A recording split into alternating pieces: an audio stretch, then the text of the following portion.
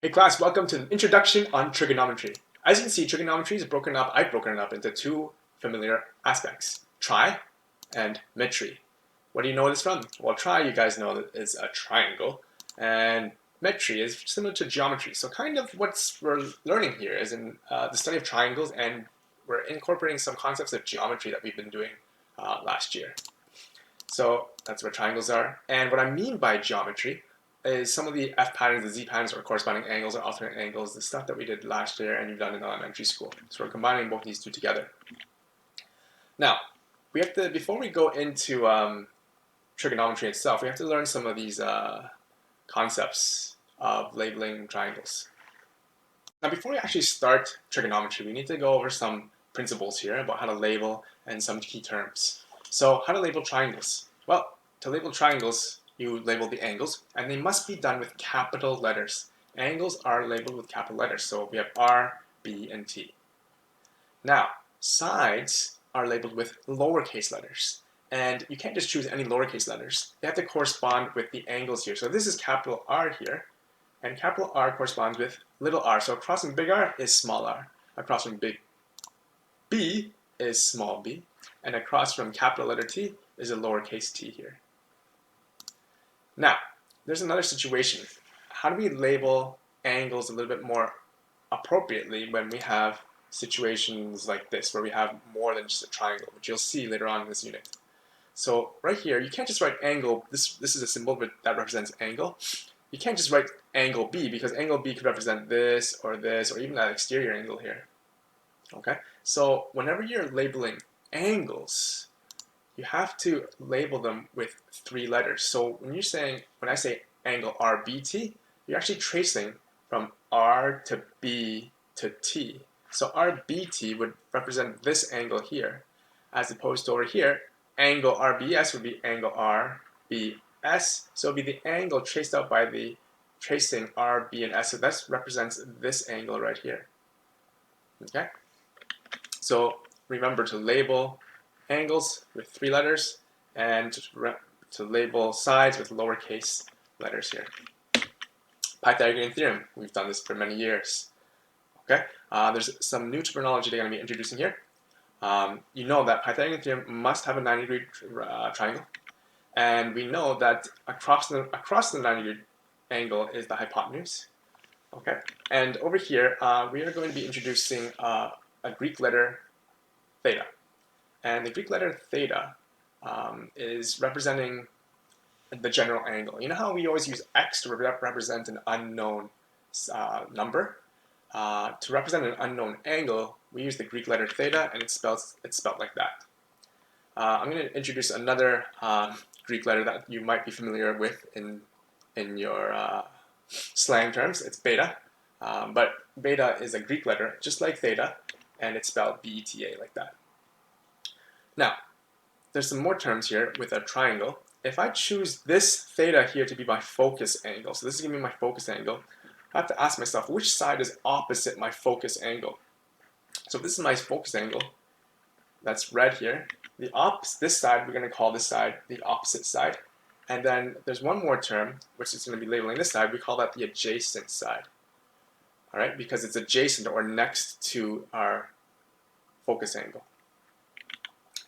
We're going to be working a lot with ratios in this unit. So we have a line here that's 16 millimeters. We have another line here that's 8 millimeters. And a ratio is a comparison between two like numbers, which are the same units. So they're both millimeters.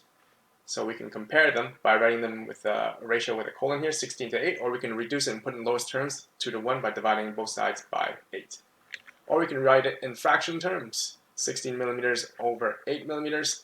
Again, the millimeters divide out just like they were two numbers. They divide out, and ratios are unitless. Okay, this is different than what we've been working with a lot last year. Last year in grade 9, you worked a lot with rates, and rates would be two different units, so millimeters per second. And the units would stay, and they don't divide out. Okay, ratios, we're comparing the same units, and so ratios are unitless. There's no units.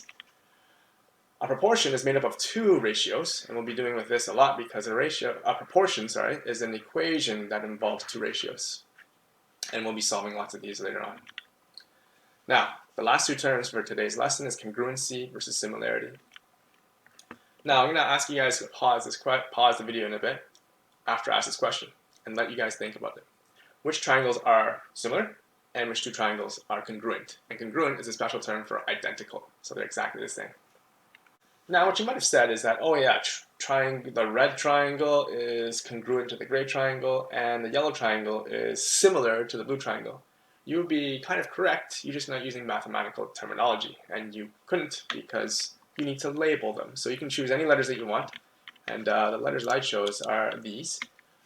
So in order to actually state which triangles are similar, you would state triangle PAL is similar to IDK.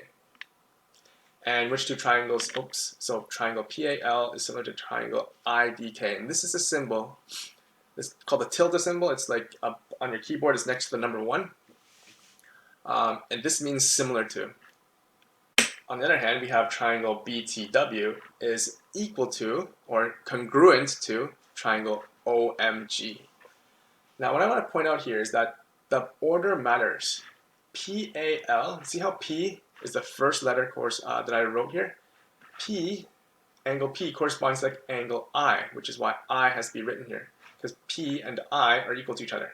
Likewise, A is equal to D in terms of the angles, and L and K are also corresponding angles. So you have to write them in the same order. Now, it doesn't have to be in this order as long as they correspond. So if I could write another possible answer could be triangle ALP is similar to DKI, or triangle LPA is similar to KID. Okay? And the same with the congruency statement here. You can put them in order as long as they correspond, the angles and the sides correspond. And now we're going to take a look at congruency and similarity a little bit closer mathematically with numbers here. So we have these two triangles which are congruent and these two triangles which are similar. Okay? And for them to be congruent, all corresponding sides have to be equal, in which they are, and all corresponding angles have to be equal. So this makes this triangle congruent to this one. And take a look at the length of the sides and see how they relate. So this you can see is 5, and this is 10. This hypotenuse is 13, and this is 26. And the base here is 12, and this base is 24. Now you may notice all sides are double this triangle. Right? Their sides are proportional. Okay? So their ratios, 5 to 10, 13 to 26, and 12 to 24, are all equal to each other. Another aspect of similarity is that angles are equal. Okay? Even though they're different sizes, if you measure this angle and this angle, they're 90 degrees, right? This is 30, that's 30, and that's 60 and 60. All right, to summarize, for congruent triangles here, all corresponding sides are equal. All corresponding angles are equal. Everything is equal. But for similarity, the corresponding sides are proportional and corresponding angles are equal. I just want to clarify this word corresponding. So as you can see here, there's 3 ticks here for AC. So side AC corresponds to side DF. Those are equal.